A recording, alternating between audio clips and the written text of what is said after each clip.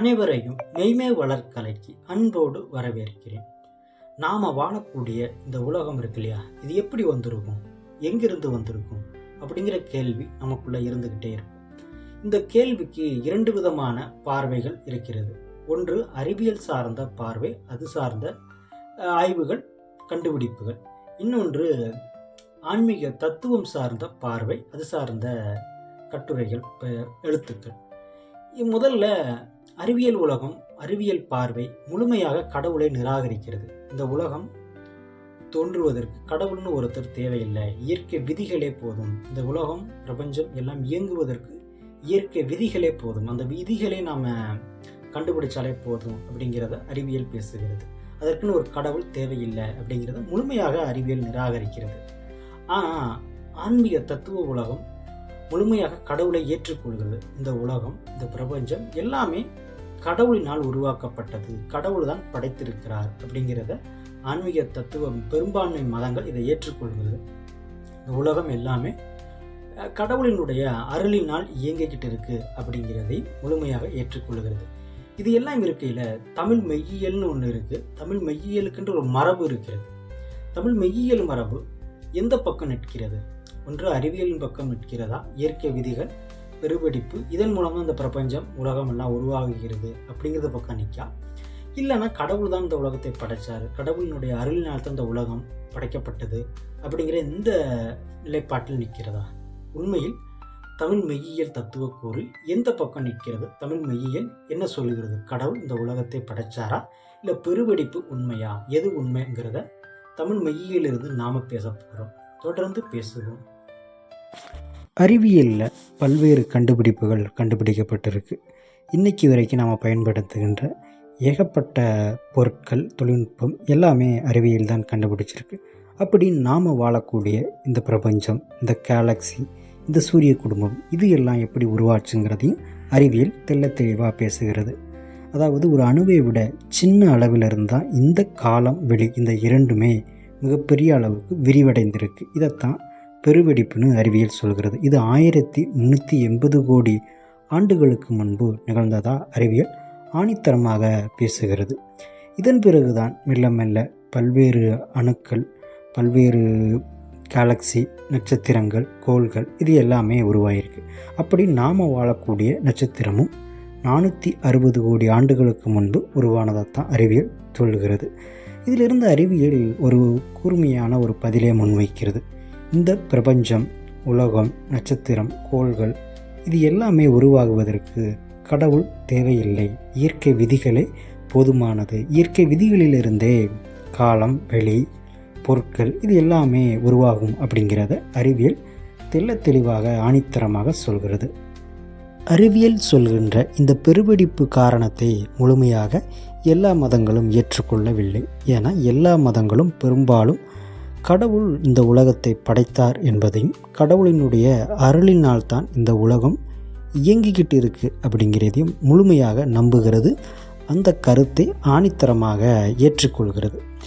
ஆனால் தமிழ் தத்துவ மரபுக்கென்று இருக்கக்கூடிய தத்துவ நிலைப்பாட்டுகளில் உலகம் என்பது கடவுளால் படைக்கப்படவில்லை, உலகம் தோன்றுவதற்கு இறையியல் ஒரு காரணமாக இருக்குது அப்படிங்கிறத முன்வைத்து பேசுகிறது. இது எல்லா மதங்களையும் விட்டு தனித்து நிற்கிறத நம்மளால் பார்க்க முடிகிறது. இந்த உலகம், பிரபஞ்சம், இது எல்லாமே தோன்றுவதற்கு இறையியல் ஒரு காரணமாக இருக்குது அப்படிங்கிறத நமக்கு தெரியும். ஆனால் அந்த இறையியலினுடைய தன்மை என்ன, அதில் எப்படி இந்த உலகம் தோன்றுவதற்கு ஒரு காரணமாக இருக்குது அப்படிங்கிறத நாம் முதன்மையாக தெரிஞ்சிருக்க வேண்டும். ஏன்னா இறையியலினுடைய தன்மையை தெரியவில்லை என்றால் இந்த பிரபஞ்சம் எப்படி உருவாகுகிறது, தோன்றுகிறது அப்படிங்கிறத நம்மால் புரிஞ்சிக்கவே முடியாது. நம்ம சிந்தித்து பார்க்கும் பொழுது தான் அதை நாம் புரிஞ்சிருக்க முடியும். தமிழ் மெய்யியல் மரபில் இறையியலினுடைய இருப்பை, அதனுடைய நிலைப்பாட்டை ரொம்ப தெளிவாக பேசுகிறது. ஏன்னா அதை நம்ம புரிஞ்சு கொள்வதற்கு கொஞ்சம் சிரமமாக கூட இருக்கிறது. ஏன்னா இந்த பிரபஞ்சம், காலம், வெளி, இதுக்கெல்லாம் அப்பால் இருக்கக்கூடிய ஒரு நிலைதான் விருத்தி.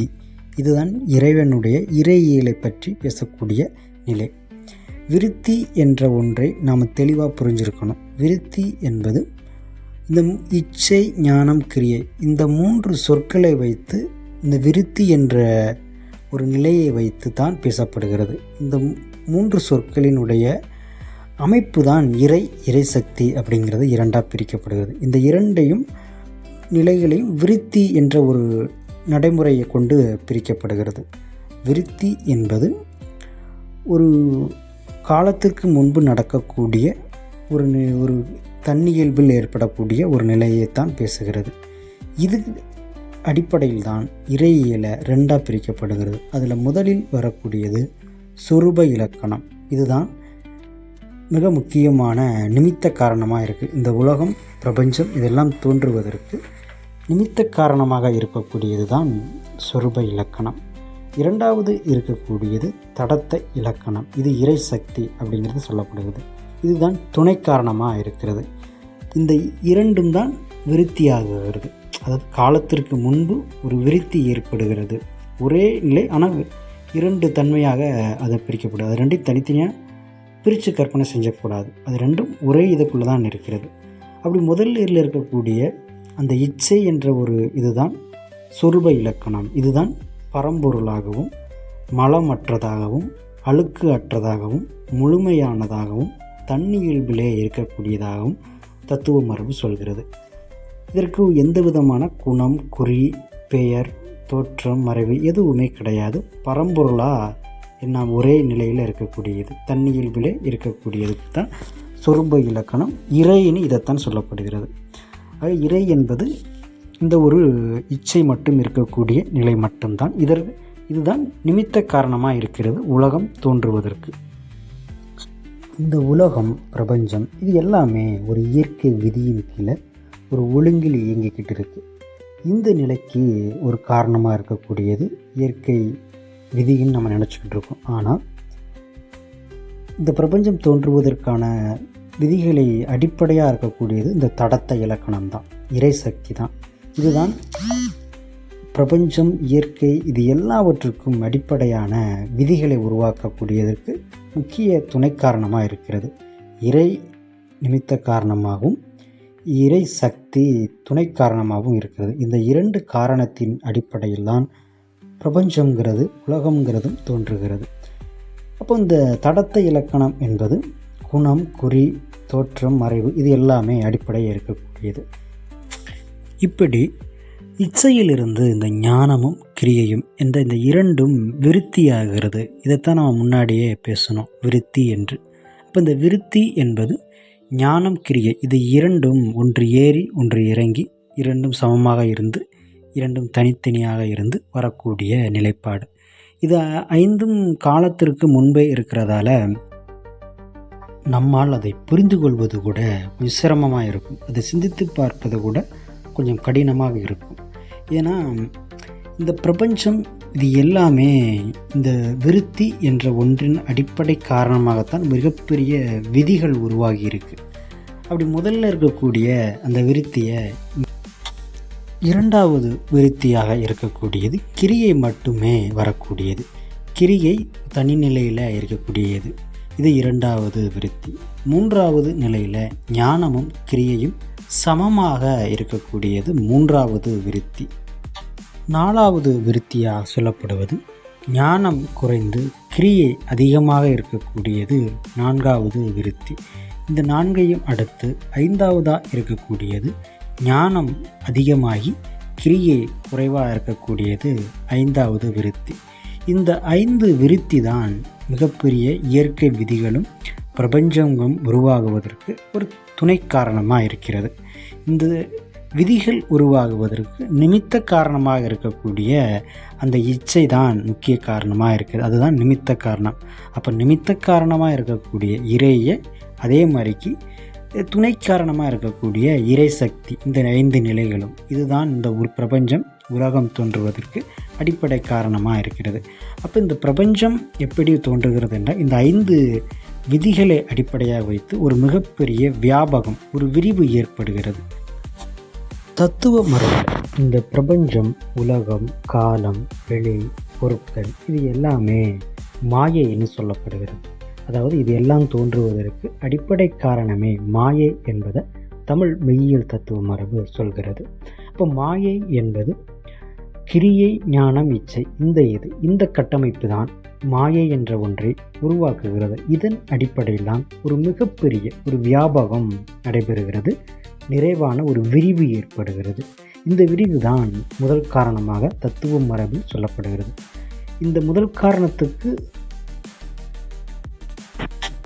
காரணமாக இருக்கக்கூடிய இந்த மாயைக்கு அடிப்படை விதிகளில் இருந்து வியாபகமாகிறது.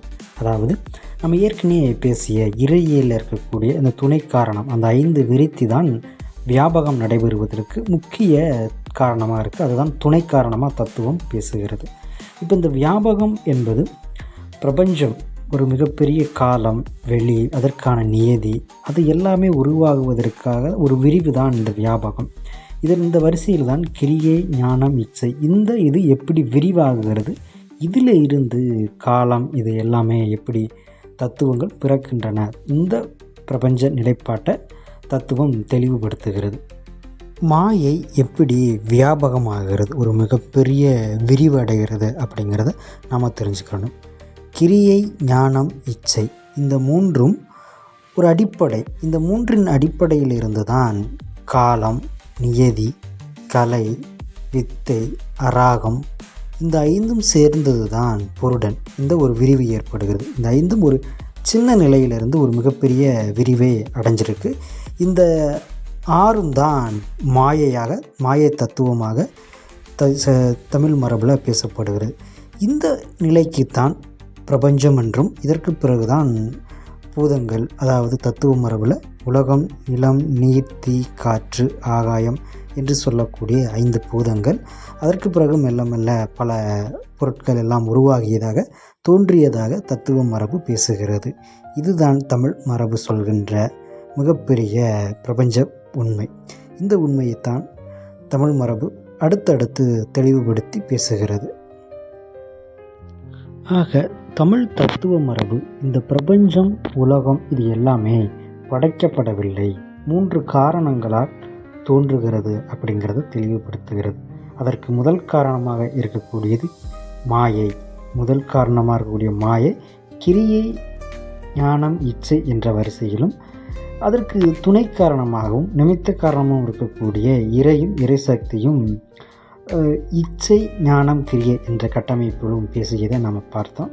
இதுதான் தமிழ் மெய்யியல் சொல்கின்ற பிரபஞ்ச, உலகம் இது எப்படி உருவானது, தோன்றியது அப்படிங்கிற சொல்கின்ற ஒரு உண்மையியல், மெய்யியல். தொடர்ந்து பேசுவோம் என்றும் உங்கள் பேராதரவோடு என் பயணம் தொடரும். நன்றி, வணக்கம்.